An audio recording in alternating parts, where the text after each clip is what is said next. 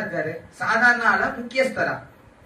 முக்கியஸ்தர். இயேசு சாதாரணமாய் அழைக்கப்படும் பொழுது இயேசு எந்த காரியத்தையும் அங்கே செய்யவில்லை.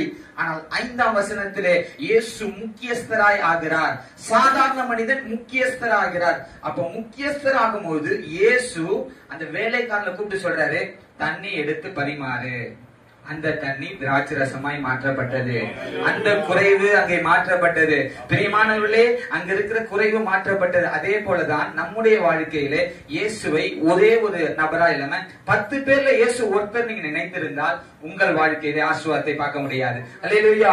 இயேசுவை நீங்கள் முக்கியஸ்தராக்கும் பொழுது உங்கள் குடும்பத்திலே, உங்கள் எல்லா சூழ்நிலைகளிலே, உங்களுடைய பிரச்சனைகளிலே அல்லது உங்களுடைய வாழ்க்கையில எல்லா விதத்திலும் நீங்கள் இயேசுவை முக்கியஸ்தராக்கும் பொழுது என்றைக்கு அதே அந்த இயேசு எப்படி கானாவூர் கல்யாணத்திலே வேலைக்காரனை கூப்பிட்டு அற்புதத்தை செய்தாரோ, அதே இயேசு உங்களுடைய வாழ்க்கை எதுவா இருந்தாலும் அவர் நிச்சயமா அற்புதத்தை செய்ய போகிறார். விசுவாசி